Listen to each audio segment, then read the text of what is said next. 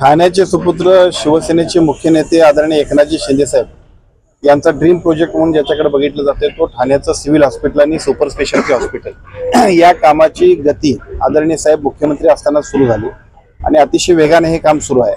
काम अंतिम टप्प्यात आहे. आज सुद्धा आरोग्यमंत्री म्हणून मी येथे येत असताना एका महिन्याभरामध्ये याचं लोकार्पण कसं करता येईल, त्यासाठी काय उणीव आहेत, अजूनही किती गतिमान काम करायला पाहिजे, याच उद्देशाने इथं आलोय. ठाणे, पालघर, पलीकडच्या बोलला रायगड आणि गुजरातला जाणाऱ्या सुद्धा गुजरात बॉर्डरपर्यंतच्या सगळ्या लोकांसाठी हे सुपर स्पेशालिटी हॉस्पिटल व्हावं अशी ठाणेकरांची भावना होती. या संपूर्ण परिसरातल्या सर्व नागरिकांची भावना होती आणि आदरणीय शिंदे साहेबांनी आरोग्य विभाग, सार्वजनिक आरोग्य विभागाचं महाराष्ट्रातलं सर्वात मोठं हॉस्पिटल अशी ज्याची ओळख होईल अशा पद्धतीचे हॉस्पिटल उभा केले. काम गतीनं सुरू आहे. MSCBचं काम आहे, बाकीचे आणि शेवटच्या टप्प्यातली जी काम आहे त्या सगळ्याची सुद्धा पूर्तता लवकरात लवकर व्हावी याच उद्देशाने आज या ठिकाणी आपण भेट दिली. हेलिपॅड देखील असणार आहे, त्यामुळे मोठी सुविधा या ठिकाणी आरोग्यासाठी मिळणार आहे. ठाणे जिल्ह्यातूनच सगळे हायवे जातात.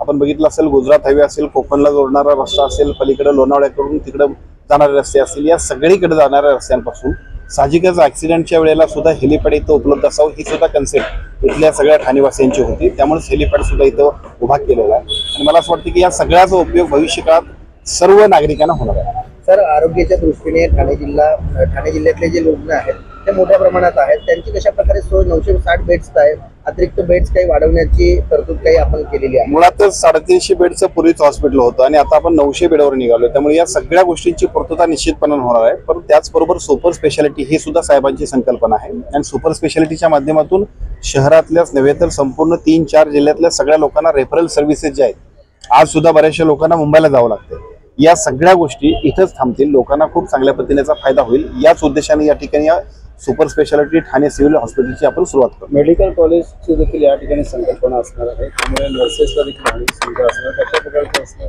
या सगळ्या हॉस्पिटलचा उपयोग सर्वार्थानं इथल्या लोकांना होणार आहे. आपण बघितलं असेल, याच्यापूर्वी GNM आणि ANM साठी सुद्धा इथं नर्सिंगचे कोर्सेस आहेत. आता साहेबांच्याच पुढाकारानं BSc नर्सिंगला सुद्धा मान्यता मिळाली. ते सुद्धा काम गतीनं सुरू आहे.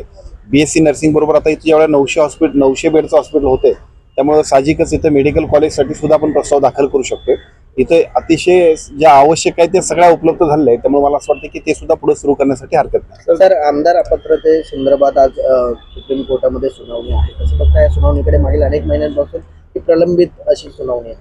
खरं तर हा विषय आता फार महत्वाचा नाही आहे. महाराष्ट्राच्या जनतेनं कालच्या निवडणुकीमध्ये ज्याच्याबद्दलची पात्रता आणि अपात्रता निश्चित करायला पाहिजे ती केलेली आहे. त्यामुळे तांत्रिक बाबी बाजूला ठेवूया. महाराष्ट्राच्या जनतेनं दिलेला कौल खूप मोठा आहे आणि मला असं वाटतं आदरणीय एकनाथजी शिंदे साहेबांच्या नेतृत्वाखाली ज्या पद्धतीनं महायुतीला अभूतपूर्व यश मिळालं, त्यातून सगळेच पात्रता आणि अपात्रता निश्चित झालेली आहे. सर, स्थानिक स्वराज्य संस्थेची रणधुमाळी सुरू झालेली आहे. कोल्हापूर जिल्ह्यामध्ये चंदगडमध्ये दोन्ही राष्ट्रवादी एकत्रित आलेले आहेत. त्यामुळे कसं पाहता या दोन्ही राष्ट्रवादी एकत्रित येण्याकडे? कारण पालकमंत्री म्हणून आपण आहात, शिवसेनेची त्या ठिकाणी काय वाटचाल असणार? स्थानिक पातळीवरच्या निवडणुका आहेत, तिथं स्थानिक पातळीवरती वेगवेगळ्या पद्धतीचे मतप्रवाह असतात आणि त्यामुळे त्यातून एखादी जर युती होत असेल तर तिथले स्थानिकचे नेते आहेत ते सगळेजण एकमेकांच्या समन्वयाने काम करतील.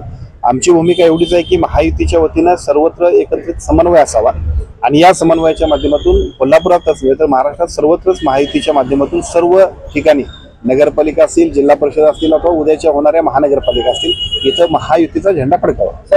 राष्ट्रवादीचं म्हणणं आहे की भाजप सुरू इतर जणांशी जे आहे ती युती करावी.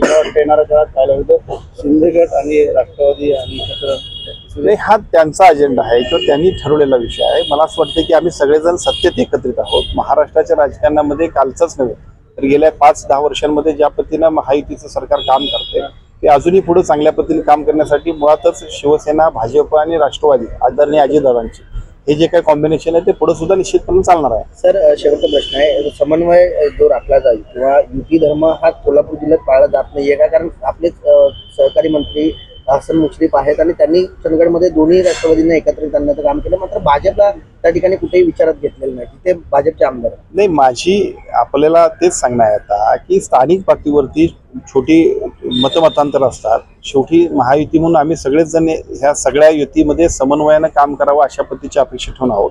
आम्ही सगळेजण त्यांच्याशी बोलू. स्थानिक पातळीवरच्या संदर्भांना सुद्धा अधिकाधिक जोडणं आणि महायुतीची सत्ता आणणं यासाठी जो आमचा प्रयत्न आहे तो पुढेही चालू राहील. सर, आता पुण्यासह कोल्हापूरमध्ये सुद्धा बिबट्याचा वावर जो आहे तो मोठ्या प्रमाणात काल एका पोलीस कर्मचाऱ्यावर देखील हल्ला बिबट्याने केलेला पाहायला मिळाला. कशा प्रकारे त्या ठिकाणी वन खाते असेल किंवा पोलीस कर्मचारी हे त्या तैनात करण्यात आले? नाही, खरं तर शहरामध्ये ज्या पद्धतीने काल बिबट्या घुसला, पुण्यामध्ये सुद्धा तीच परिस्थिती उद्भवली, हा थोडासा चिंताजनक विषय आहे. सुप्रीम कोर्टाच्या गाईडलाईन्स, पर्यावरणवाद्यांचं सगळं मत जरी खरं असलं तरी माणसांचं जीवन सुरक्षित ठेवणं ही सुद्धा आम्हा सगळ्यांची जबाबदारी आहे. त्यासाठी काही कडक अजून सुद्धा निर्णय घेणं किंवा निर्णय म्हणण्यापेक्षा कोर्टाच्या निदर्शनास आणून देऊन काही गोष्टींमध्ये पुढे जाणं आवश्यक आहे. अन्यथा जे प्राणी जंगलात आहेत ते जर काय मानवी वस्तीत घुसले तर काय होऊ शकते त्याचं उत्कृष्ट उदाहरण दोन्ही ठिकाणी आपण बघितलं. अशा गोष्टी खूपच त्रासदायक होऊन जातील. तर दिल्ली ब्लॉक नंतर अनेक ठिकाणी सुरक्षा वाढवण्यात आलेली आहे. पाहायला गेलं तर महाराष्ट्र देखील कनेक्शन आता समोर येतं. अंबाबाई मंदिर असेल कोल्हापूर जिल्ह्यातलं किंवा इतरही जी पर्यटन स्थळ आहेत या ठिकाणी मुंबईतील सिद्धिविनायक मंदिर असेल या ठिकाणी देखील सुरक्षा तैनात करण्यात. दिल्लीचा प्रकार बघितल्यानंतर साहजिकच आहे की सर्वत्र ज्या ठिकाणी अशा पद्धतीच्या घटना घडू शकतील, अशा पद्धतीचे संकेत अथवा अशा पद्धतीचे काही जे निदर्शन असेल अशा ठिकाणी सुरक्षा वाढवलेली आहे. सरकारच्या वतीने योग्य ती काळजी घेण्याबद्दल सूचना मिळाल्या आणि त्याप्रमाणे काम केले.